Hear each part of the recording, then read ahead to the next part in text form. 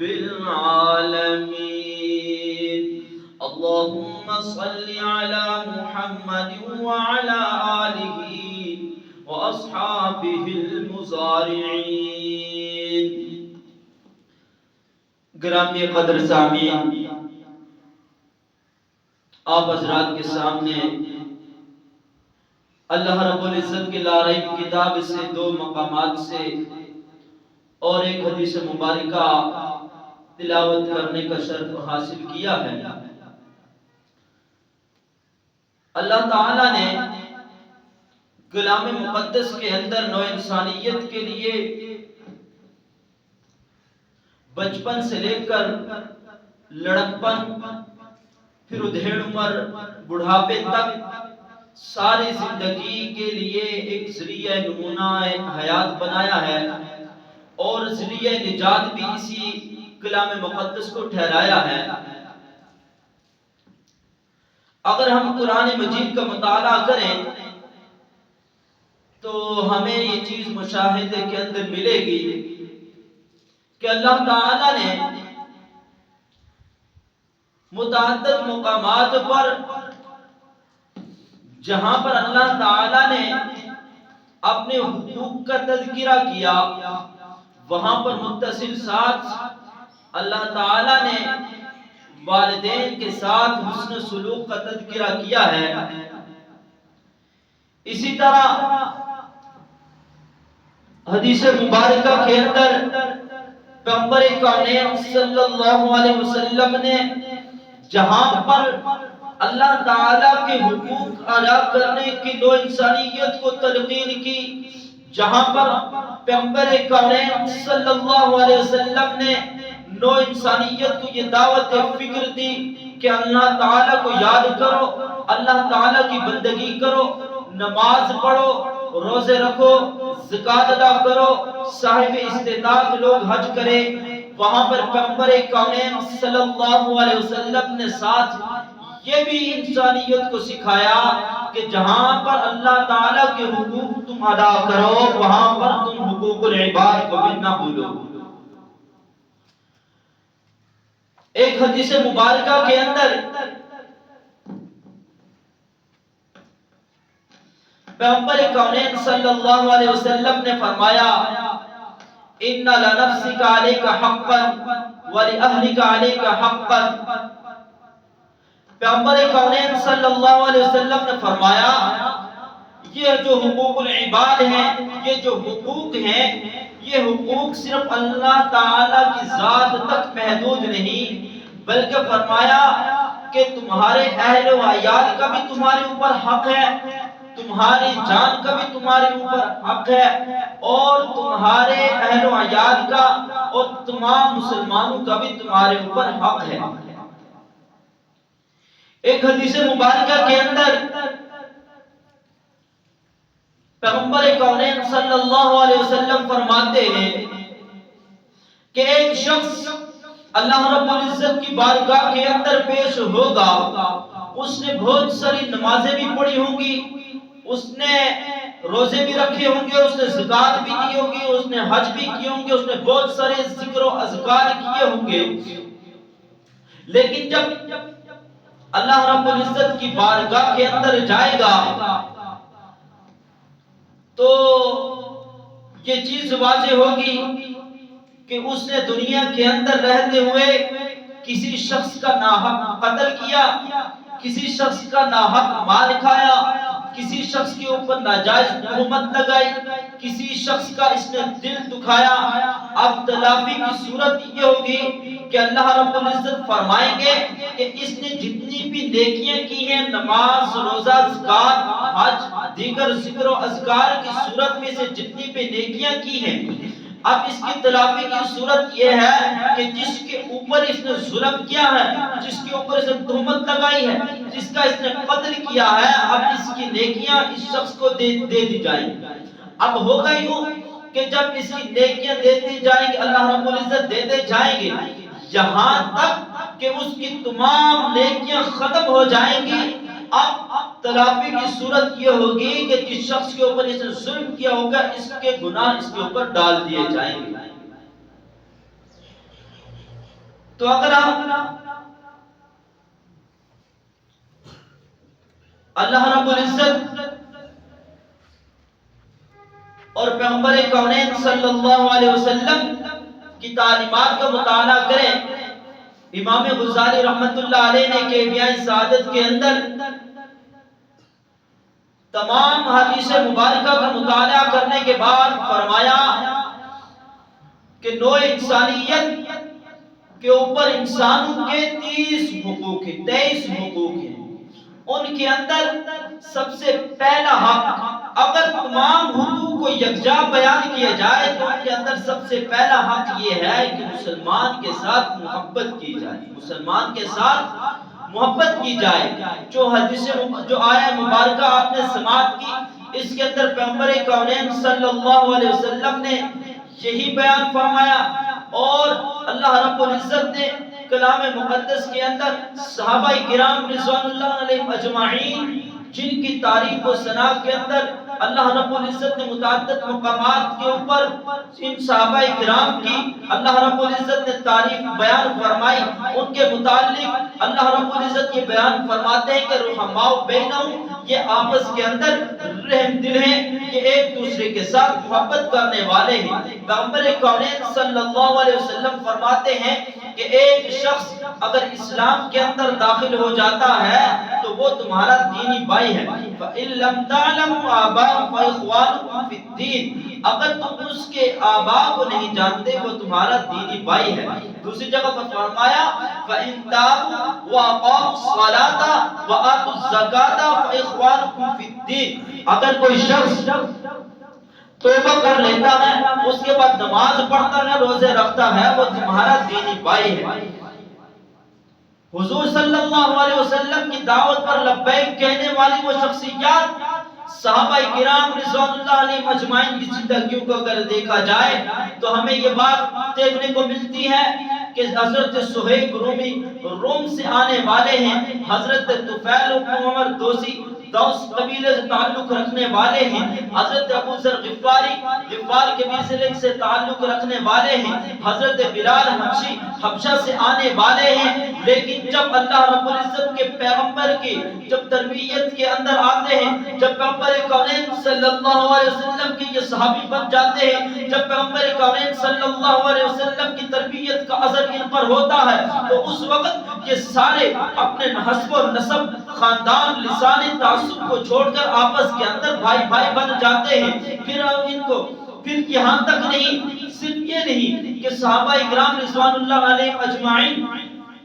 کہ زندگیوں اگر پہلے دیکھا جائے، اسلام آنے سے پہلے اگر ان کی زندگیوں کو دیکھا جائے، انتہائی جہالت کا دورہ ہوتا ہے کہ ایک دوسرے کے خون کے پیاسے ہیں، ایک دوسرے کو دیکھنا نہیں چاہتے۔ ہوتا یوں ہے کہ اگر کوئی شخص آپس کے اندر دو شخص پانی کے اوپر جاتے ہیں، پانی کے اوپر جانے کے بعد ایک کا اونٹ دوسرے کے اونٹ سے پہلے پانی پی لیتا ہے تو ان کی برسوں تک مدتوں تک لڑائیاں جاری رہتی ہیں، اور یہ چھوٹی چھوٹی باتوں پر ان کی مدتوں لڑائیاں جاری رہتی تھی۔ لیکن جب پیغمبر کونین صلی اللہ علیہ وسلم کی تربیت کے اندر آتے ہیں تو ایسے بھائی بھائی بن جاتے ہیں جن کے بارے میں حضرت علامہ اقبال رحمۃ اللہ نے فرمایا تھا کہ خود نظر جو راہوں پر اوروں کے ہاتھی بن کے کیا نظر تھی جس نے مردوں کو مسیحا کر دیا۔ تو یہ پیغمبر کونین صلی اللہ علیہ وسلم کی تربیت کا اثر تھا کہ وہ آپس کے اندر اس قدر محبت صرف دین کی وجہ سے کرنے والے تھے کہ ہمارا اس کے ساتھ قلبی کا رشتہ ہے۔ تو مسلمان کا جو سب سے پہلے مسلمان پر حق ہے وہ یہ ہے کہ مسلمان کے ساتھ محبت کی جائے، مسلمان کے ساتھ محبت کی جائے، اور مسلمان کا ایمان کامل ہی نہیں ہو سکتا جب تک وہ دوسرے شخص سے محبت نہ کرے، اور اگر وہ دوسرے مسلمان سے حسد رکھتا ہے تو اپنی نیکیوں کا خرمن جل جاتا ہے، اور اگر کسی مسلمان کی پردہ پوشی کرتا ہے، اگر مسلمان کے وہ عیبوں کو اچھالتا ہے، عیبوں کو بیان کرتا ہے، تو اللہ رب العزت اللہ رب العزت خود ہی ان کو، اللہ رب العزت کے محبوب پیغمبر خود ہی ان کو پردہ پوشی اور پردہ دری کرنے کی وعدے سناتے ہیں۔ اور اگر خدا نخواستہ کسی مسلمان کو دوسرا مسلمان قتل کر دیتا ہے تو اس وقت اللہ رب العزت فرماتے ہیں وَمَن يَقْتُلْ مُتَعَمِّدًا فَجَزَاؤُهُ جَهَنَّمُ خَالِدًا فِيهَا، تو ہمیشہ کی جہنم کے اندر رہنے کی وعید سنتا ہے۔ یہ پیغمبر کونین صلی اللہ علیہ وسلم کی تعلیمات ہیں۔ اور پیغمبر کونین صلی اللہ علیہ وسلم نے فرمایا، پیغمبر کونین صلی اللہ علیہ وسلم نے فرمایا کہ اگر کوئی شخص زانی، بدکار، شرابی ہے، ہر قسم کا گناہ اس کے اندر موجود ہے، تو اس گناہ کے ساتھ تم نفرت کرو، اس شخص کے ساتھ تم نفرت نہ کرو۔ اور مسلمان کی مثال ایسی ہے جیسا کہ ایک قرآن کا ورق گندگی کے اندر پڑا ہوتا ہے، اور جب قرآن کا ورق گندگی کے اندر پڑا ہو تو اس کو اٹھا کر اس کو ایسے پھینک نہیں دیا جاتا بلکہ اس کو اٹھا کر صاف کیا جاتا ہے۔ تو مسلمان کے لیے یہ ہے کہ اگر کسی مسلمان کو گناہ کرتے ہوئے دیکھے، کسی گناہ کے اندر مبتلا دیکھے، تو اس مسلمان کے ساتھ حسد رکھنے کے بجائے، اس مسلمان کے ساتھ نفرت کرنے کے بجائے اس مسلمان کو سیدھی راستے پر لگائے۔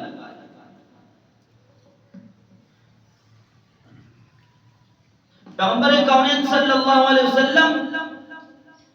اور صحابہ کرام رضوان اللہ علیہ مجمعین کی اگر زندگی دیکھی جائے تو وہ جہاں پر حقوق اللہ کا خیال رکھتے تھے، اس کے ساتھ 24 گھنٹے کی زندگی کے اندر ان کو یہ بھی خیال رہتا تھا کہ ہمارے سے کوئی چھوٹی سے چھوٹا حق، چھوٹی سے چھوٹی ایسی غلطی ہم سے نہ سرزد ہو جائے جس سے کسی مسلمان کا دل دکھ جائے۔ ایک حکایت بیان کی جاتی ہے کہ ایک امیر شخص کسی بزرگ کے پاس جاتا ہے تو اس بزرگ کے پاس بیٹھا ہوا ایک پراگندہ شخص، انتہائی خستہ حال کپڑے پہنے ہوئے، اس کو دیکھ کر حقارت کی نگاہوں سے دیکھتا ہے۔ تو وہ بزرگ اس شخص کو کہنے لگے کہ حضرت موسیٰ علیہ السلام، حضرت موسیٰ علیہ السلام ایک مرتبہ ایک جگہ پر بیٹھے ہیں، ان کے اوپر ایک چھٹکلی گرتی ہے، تو حضرت موسیٰ علیہ السلام اللہ رب العزت سے ہم کلام ہوتے ہیں اور یہ کہتے ہیں کہ اللہ تعالیٰ اس کو پیدا کرنے کی کیا ضرورت تھی؟ تو اللہ تعالیٰ آپ سے فرماتے ہیں کہ یہ چھٹکلی بھی میرے روزانہ پوچھتے ہیں کہ موسیٰ کو پیدا کرنے کی کیا ضرورت تھی۔ تو یہ پیغمبر کونین جو وقت کے پیغمبر ہیں، ان کی تعلیمات کو اگر دیکھیں تو اللہ رب العزت ان سے بھی یہ بات پسند نہیں کرتے کہ کسی مسلمان کو حقارت کی نگاہ سے دیکھا جائے۔ تو مسلمان کا پہلا حق یہ ہے کہ مسلمان کے ساتھ محبت کی جائے، اور مسلمان کے اوپر دوسرا حق یہ ہے کہ اس کے خون کی حفاظت کی جائے۔ اللہ رب العزت کے محبوب پیغمبر جب آخری خطبہ ارشاد فرماتے ہیں تو اس کے اندر پیغمبر کونین صلی اللہ علیہ وسلم نے فرمایا ان اللہ حرم علیکم ھذا، کہ تمہارے اوپر آج کے دن کسی شخص کا خون، کسی شخص کا مال اسی طرح حرام ہے کہ جس طریقے سے آج حج کے دن اور اس شہر کے اندر تمہارے لیے کسی جان کا قتل کرنا حرام ہے۔ پیغمبر کونین صلی اللہ علیہ وسلم حضرت اسامہ بن زید رضی اللہ تعالی عنہ کو ایک غزوہ پر بھیجتے ہیں، تو حضرت اسامہ بن زید رضی اللہ تعالی عنہ جب اس غزوہ پر جاتے ہیں تو ایک شخص کو دیکھتے ہیں کہ ایک شخص وہ کلمہ پڑھ رہا ہے، جب اسے قتل کرنے کی کوشش کرتے ہیں تو حضرت اسامہ بن زید رضی اللہ تعالی عنہ یہ سوچ کر کہ اس نے میرے ڈر سے، میرے تلوار کے ڈر سے اس نے کلمہ پڑھ لیا ہے، تو وہ اس کو قتل کر دیتے ہیں۔ جب پیغمبر کونین صلی اللہ علیہ وسلم کے پاس پہنچتے ہیں، جب پیغمبر کونین صلی اللہ علیہ وسلم کو یہ خبر پہنچتی ہے تو پیغمبر کونین صلی اللہ علیہ وسلم یہ پوچھتے ہیں تم نے اس کو کیوں قتل کیا؟ تو وہ کہنے لگے کہ اس کے دل کے اندر ایمان نہیں تھا، اس نے میرے تلوار کے ڈر سے اس نے کلمہ پڑھا۔ تو پیغمبر کونین صلی اللہ علیہ وسلم کہنے لگے کیا تم نے اس شخص کا تم نے دل کھول کر، تم نے اس کا قلب شاق کر کے تم نے اس کو دیکھا ہے؟ تو نے اس کے دل کے اندر سے مشاہدہ کیا ہے اس کے دل کے اندر ایمان تھا یا نہیں؟ یہ پیغمبر کونین صلی اللہ علیہ وسلم کی تعلیمات تھی کہ پیغمبر کونین صلی اللہ علیہ وسلم ہر آن ہر گھڑی جہاں پر صحابہ کرام کو نماز، روزہ، دیگر حقوق اللہ کی تعلیم دیتے تھے، اس کے ساتھ ساتھ حقوق العباد کی بھی تعلیمات کی بھی اسی طرح اہمیت پیغمبر کونین صلی اللہ علیہ وسلم صحابہ کرام رضوان اللہ علیہ مجمعین کو سکھاتے تھے۔ اور ایک حدیث کے اندر آتا ہے کہ اگر کوئی شخص کسی شخص کے قتل کے اندر ایک کلمہ بھی تعاون کر دیتا ہے تو قیامت کے دن جب اللہ رب العزت کے دربار کے اندر پیش ہوگا تو اس کے ماتھے پر، اس کی پیشانی پر لکھا ہوگا ہاذا عائز الرحمتی، کہ یہ وہ شخص ہے جو میری رحمت سے مایوس ہے۔ المیہ یہ ہے کہ ہمارے معاشرے کے اندر نماز، روزہ، دیگر عبادات کو ہم اہمیت دیتے ہیں اور ان کا چھوڑنا ہم گناہ بھی سمجھتے ہیں کہ اگر میں نے نماز چھوڑ دی تو میرے لیے گناہ ہے، ہم نے روزہ نہ رکھا گناہ ہے، زکوٰۃ ادا نہ کی گناہ ہے، یہ حقوق اللہ کی، ان کو گناہ بھی تصور کیا جاتا ہے۔ لیکن انجانے کے اندر حقوق العباد دن رات متعدد مرتبہ ہم ضائع کر رہے ہوتے ہیں اور ہماری توجہ بھی اس طرف نہیں جاتی۔ جو حدیث مبارکہ آپ کو شروع کے اندر سنائی کہ پیغمبر کونین صلی اللہ علیہ وسلم نے فرمایا کہ ایک شخص اللہ رب العزت کے دربار کے اندر جائے گا، اس نے بہت ساری عبادات کی ہوں گی، اس نے نماز، روزے، زکوٰۃ سارا کچھ ادا کیا ہوگا، لیکن اس نے کسی شخص کا دل دکھایا ہوگا، کسی کے اوپر تہمت لگائی ہوگی، کسی شخص کا مال غصب کیا ہوگا، تو اللہ رب العزت کے دربار کے اندر جب جائے گا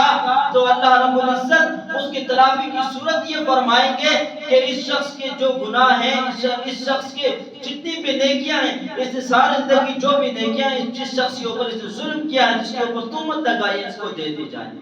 تو کتنے گھاٹے کا سودا ہے کہ ہم ساری عبادات، اگر ہم دن رات بہت ساری عبادات کر لیتے ہیں، ہم نماز، روزے، زکوٰۃ سارا کچھ ادا کر لیتے ہیں، لیکن حقوق العباد کی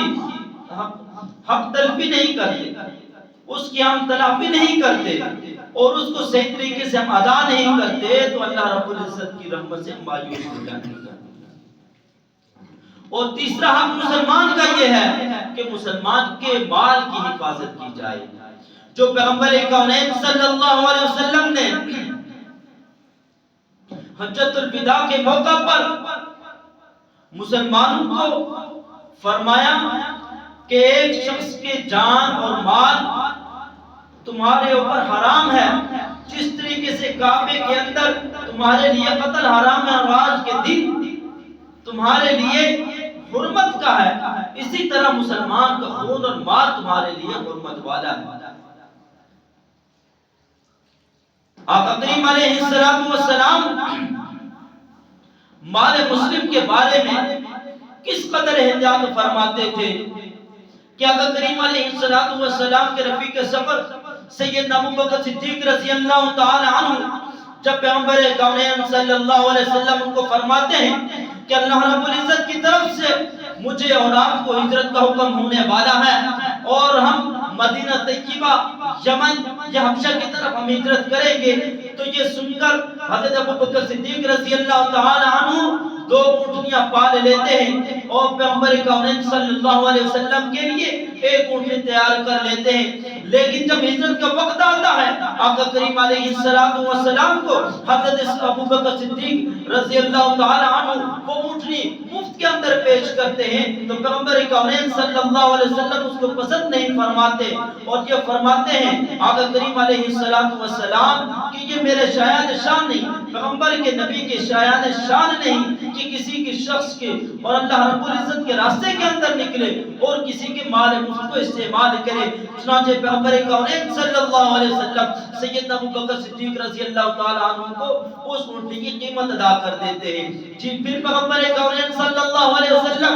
جب مدینہ طیبہ کے اندر جاتے ہیں وہاں جا کر آقا کریم علیہ السلام کو یہ ضرورت محسوس ہوتی ہے جہاں پر مسلمانوں کے لیے عبادت گاہ بنائی جائے، جہاں پر مسلمانوں کے لیے مسجد کی تعمیر کی جائے۔ آقا کریم علیہ السلام جب وہاں پر جاتے ہیں جس جگہ پر آقا کریم علیہ السلام کا مسجد بنانے کا داعیہ پیدا ہوتا ہے، جہاں پر پیغمبر کونین صلی اللہ علیہ وسلم سوچتے ہیں یہاں پر مسجد تعمیر کی جائے، آقا کریم علیہ السلام کو پتہ چلتا ہے کہ یہ مسجد دو یتیم بچوں کی ہے۔ آقا کریم علیہ السلام کو وہ دو اشخاص، وہ دو صحابی آقا کریم علیہ السلام کو مسجد کے لیے وہ زمین مفت کے اندر دینے کے لیے تیار ہوتے ہیں، لیکن آقا کریم علیہ السلام وہ مسجد کی زمین بھی مفت کے اندر لینے کے لیے تیار نہیں ہوتے بلکہ اس کی بھی قیمت ادا کرتے ہیں۔ یہ آقا کریم علیہ السلام کی تعلیمات ہیں کہ مسلمان کا مال، مسلمان کی جان تمہارے اوپر حرام کر دی گئی ہے اور مسلمان کی جان کی حرمت کعبۃ اللہ کی طرح ہے۔ اور یہ بھی حدیث مبارکہ کے اندر آتا ہے، ابن ماجہ کی روایت ہے کہ آقا کریم علیہ السلام نے ایک مرتبہ کعبۃ اللہ کی طرف مخاطب ہو کے کہنے لگے اے کعبۃ اللہ تو بہت حرمت والا ہے، تو اللہ رب العزت کا پسندیدہ گھر ہے، تو مسلمانوں کا محور ہے، مسلمانوں کی عبادت گاہ ہے، لیکن ایک مسلمان کی خون کی حرمت تیرے سے بھی زیادہ ہے۔ یہ آقا کریم علیہ السلام کی تعلیمات تھی۔ یہ آقا کریم علیہ السلام نے ذاتی عمل سے یہ چیز نو انسانیت کو سکھائی کہ تمہارے اوپر مسلمانوں کے مال اور مسلمانوں کی جان کی حرمت اس طریقے سے کرنی ہے۔ اور ہم آقا کریم علیہ السلام کی تعلیمات کی مخالف چلتے ہیں کہ آقا کریم علیہ السلام نے فرمایا کہ تم اپنے لیے وہی چیز پسند کرو جو تم دوسروں کے لیے وہی چیز پسند کرو جو تم اپنے لیے پسند کرتے ہو۔ اب یہ بات غور طلب ہے کہ کیا ہم یہ چیز پسند کرتے ہیں کہ ہمارے مال کو لوٹا جائے، ہماری زمین اور ہمارے خون کو اس طریقے سے بہایا جائے ناحق طریقے سے؟ کیا ہم اپنی ذات کی یہ چیز پسند فرماتے ہیں کہ میرا اور آپ کا تمسخر اڑایا جائے، ہماری عزت کو تار کیا جائے، ہم اپنے آپ کو ہمارے اوپر ہمیں کوئی گالی دے ہمارے لیے پسند ہوگا؟ جب ہم اپنے لیے یہ چیز پسند نہیں کرتے تو دوسرے کے لیے بھی چیز پسند نہیں کرتے۔ تب آقا کریم علیہ السلام کی تعلیمات پر مکمل عمل پیرا ہونے والے ہوں گے۔ اور آقا کریم علیہ السلام نے فرمایا لا یؤمن احدکم حتی اکون احب الیہ من والدہ وولدہ والناس اجمعین، کہ آقا کریم علیہ السلام کے پیغمبر ہونے کا، آقا کریم علیہ السلام کی امتی ہونے کا میں اور آپ دعویٰ کرتے ہیں کہ ہم پیغمبر علیہ السلام سے محبت کرتے ہیں، ہم پیغمبر علیہ السلام کی امتی ہیں، لیکن ہم آقا کریم علیہ السلام کی تعلیمات پر چلنے کے لیے تیار نہیں۔ کہ آقا کریم علیہ السلام نے تو یہ فرمایا تھا کہ کسی مسلمان کا مال تمہارے اوپر حرام ہے، اور ہم حقوق العباد کی کس طریقے سے ہم تلفی کر رہے ہوتے ہیں کہ اگر کسی کو آقا کریم علیہ السلام نے فرمایا قبل ان یجف عرقہ اجر الاجیر قبل ان یجف عرقہ، کہ مزدور کی اجرت اس کے پسینہ خشک ہونے سے پہلے ادا کر دی جائے، اور ہم مزدوروں کے اور دیگر بیواؤں کے یتیموں کے مال جب ہمارے ہاتھ لگ جاتا ہے اور اس کو ہم مال غنیمت سمجھ کر ہم کھانے لگ جاتے ہیں،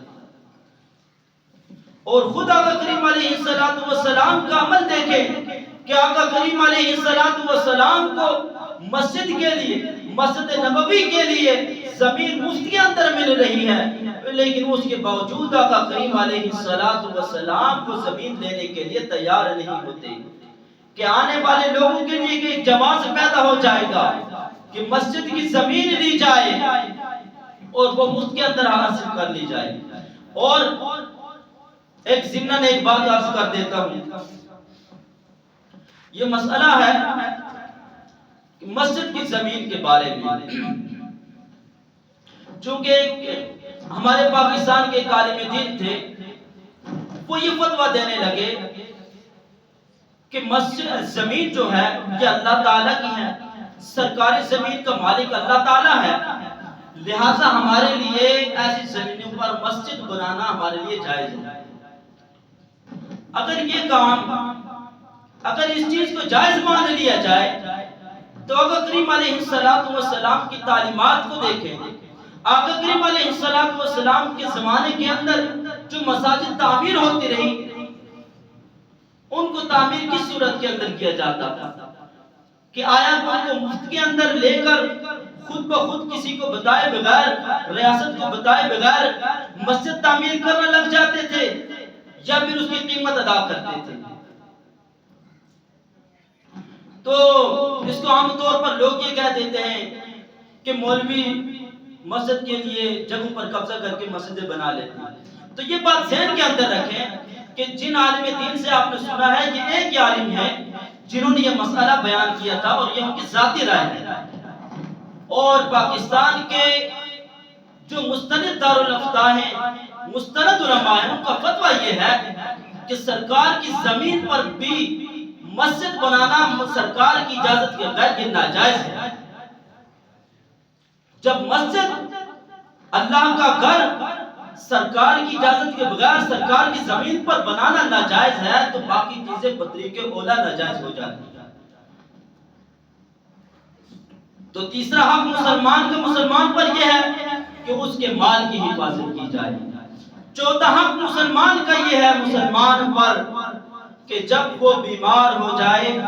جب اس کے اوپر کوئی تکلیف آ جائے، جب اس کے اوپر بھوک افلاس آ جائے، جب اس کے اوپر مصیبت آ جائے تو اس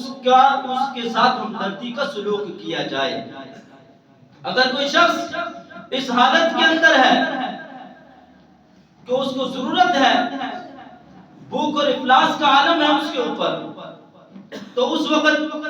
میں اور آپ یہ کہیں کہ بہت سارے نوافل پڑھ لیں تو اس کا ثواب ہوگا، تو یاد رکھیں اگر اس وقت ضرورت اس چیز کی ہے کہ کسی شخص کو ضرورت ہے کہ اس کے بھوک کو ختم کیا جائے تو اس وقت نوافل پڑھنے سے زیادہ ثواب اس کی بھوک کو ختم کرنا ہوگا۔ پھر اسی طریقے سے اگر کوئی شخص کسی کے اوپر ایسی تکلیف آ جاتی ہے، مصیبت آ جاتی ہے، قریبی رشتہ دار دنیا سے چلے جاتے ہیں، وہ اس کے ایک مصیبت کا لمحہ اس کے اوپر ہوتا ہے اور اس کے اوپر ایک دکھ، تکلیف، پریشانی کا عالم ہوتا ہے، اس وقت تو ہر ہمدردی کے اس کے لیے بول دینا یہ ہمارے تمام عبادات سے بہتر ہوگا۔ تو مسلمان کا مسلمان کے اوپر تیسرا حق کہ اس کی بیمار پرسی کی جائے، اس کے اوپر جب کوئی مصیبت آ جائے اس کا مداوع کیا جائے۔ تو نیکی کا کام اس وقت یہ ہوگا کہ مسلمان کے ساتھ حسن و سلوک کیا جائے، اس کے ضروریات پوری کی جائیں۔ اگر اس کے اوپر مالی تنگحالی آ جاتی ہے، اللہ تعالیٰ کی طرف سے مصیبتیں تو آنی ہیں، اللہ رب العزت نے فرما دیا کہ وَلَنَبْلُوَنَّكُمْ بِشَيْءٍ مِّنَ الْخَوْفِ وَالْجُوعِ وَنَقْصٍ مِّنَ الْأَمْوَالِ وَالْأَنفُسِ وَالثَّمَرَاتِ، کہ ہم ضرور بھی ضرور نو انسانیت کو آزمائیں گے۔ کس طریقے سے آزمائیں گے؟ وَلَنَبْلُوَنَّكُمْ بِشَيْءٍ مِّنَ الْخَوْفِ وَالْجُوعِ، خوف دے کر، بھوک دے کر اور مالوں کے اندر نقصان پیدا کر کے ہم نو انسانیت کو آزمائیں گے۔ تو ان حالات کے اندر جب یہ مصیبتیں، جب یہ مصائب انسان کے اوپر آ جائیں تو اس وقت جو صبر کرنے والا ہوگا اس کے لیے اللہ رب العزت نے فرمایا وبشر الصابرین کہ صبر کرنے والوں کے لیے خوشخبری ہے۔ تو جب کوئی مصیبت آ جائے تو اس وقت اللہ رب العزت نے فرمایا الذین اذا اصابتهم مصیبہ کہ یہ جو نیک لوگ ہیں جن کے اوپر مصائب آلام آتے ہیں تو اس وقت یہ کہتے ہیں قالوا انا للہ و انا الیہ راجعون۔ تو کہنے کا مقصد یہ ہے کہ مصیبتیں تکلیفیں یہ بندہ بات سوچے کہ آج کسی مسلمان کے اوپر یہ مصیبت آئی ہوئی ہے، یہ تکلیف آج کسی مسلمان کے اوپر ہے، اگر میرے اوپر بھی آ جا سکتی ہے۔ آج اگر میرے اوپر مال کی فراوانی ہے، آج میں کسی مسلمان بھائی کی اگر میں ضرورت کو پورا کر لوں تو اللہ رب العزت قیامت کے دن یہی بخشش کا ذریعہ بنا دیں گے۔ حضرت علی رضی اللہ تعالیٰ عنہ کے بارے میں آتا ہے ایک مرتبہ ایسے حالات آ جاتے ہیں، حضرت علی رضی اللہ تعالیٰ عنہ کے گھر کے اندر کھانے کے لیے کچھ نہیں ہے، جگر گوشہ بطول سیدہ شباب